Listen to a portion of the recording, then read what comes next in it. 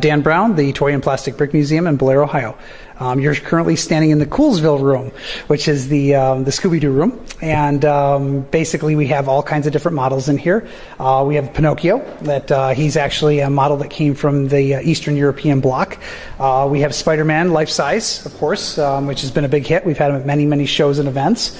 We've got the little mini Spider-Man. He's been really cute. Everyone loves him. We've got Harry Potter, of course. Harry Potter is a mosaic, which is an interesting mosaic. It's actually a studs up instead of a studs out. So it doesn't look that great when you're looking at it here, but when you see it through the camera, it's going to look really nice. We have a actual original bust from a full-size Hagrid. Mm-hmm. Somebody tried to repair him, cut him in half, and didn't work out so well. So we ended up with the top end of him. So that's not actually a bust. That's actually that is a full-size Hagrid. That just we've got the top. Had a little surgery done. A little surgery, didn't quite go as well as planned. But we got a couple of different variations of him. Gary the snail, of course.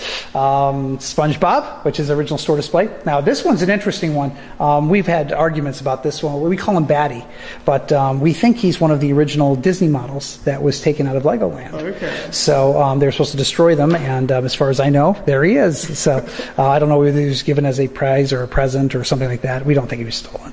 But he kind of showed up on eBay, and we turned around and snagged him quick, because that was before they had the Disney license. And I don't know if you remember, but Disney and Lego had a little bit of a tiff going on about some Lego models that were at Legoland that were Disney themed. Oh, so they had some issues with that then before they had the whole connection there. We believe so. Of course, you know, the custom built the Scooby-Doo gang, Scooby-Doo himself. Lots of trials and tribulations to get that Scooby-Doo here. We sent a crew down to pick him up, and they got stopped at the border. They missed their exit and ended up in the wrong place at the wrong time. So they got sent back without the Scooby-Doo model.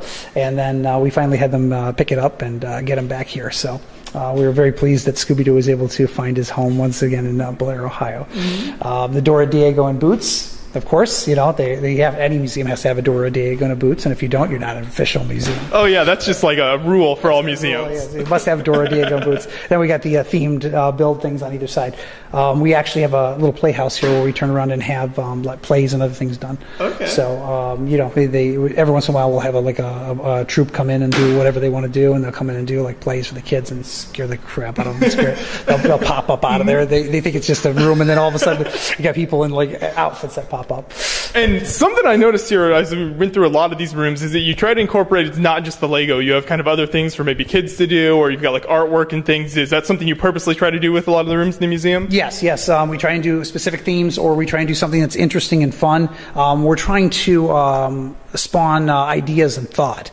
The Lego does a lot of that, but if they see something that is more of a diorama, or it's kind of something that goes with something else, it'll make it even better. Mm-hmm. And something else you were talking about earlier is these mosaics here. If you want to point those out, and how did you get these? The gentleman that's going to be doing some work for us, he's a painter, and he ended up with these items. There's two of them. They're basically Disney themed, and we don't know where they came from. They're very interesting layouts. It looks like somebody turned around and just mounted them to the boards to keep them intact, but they have numbers underneath the left hand and the right hand sides under the modules. So that usually means it's some kind of a themed build that they went through.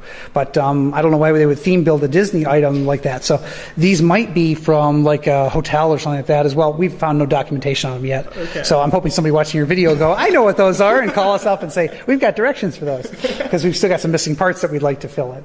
Yeah, I can imagine it might be kind of hard to find, especially with all the models you've got in the museum here, finding records of when a lot of this was built and stuff is probably pretty hard for you guys. Next to impossible. Yeah. Sometimes we'll have a good theme, or there'll be multiple of them out there, or somebody will have gotten them from an ex-Lego employee or something like that, so they know the background on them. Other times it's just a crapshoot. We basically try and find what we find, and if we can get something that has some history to it, wonderful. If we can't, then we try and find the history and bug people and call Lego and watch them say, don't call us anymore. Things like that. Mm-hmm. Well, this is a really cool room. I think you set this up really nice. Thanks for showing it to us. Thank you.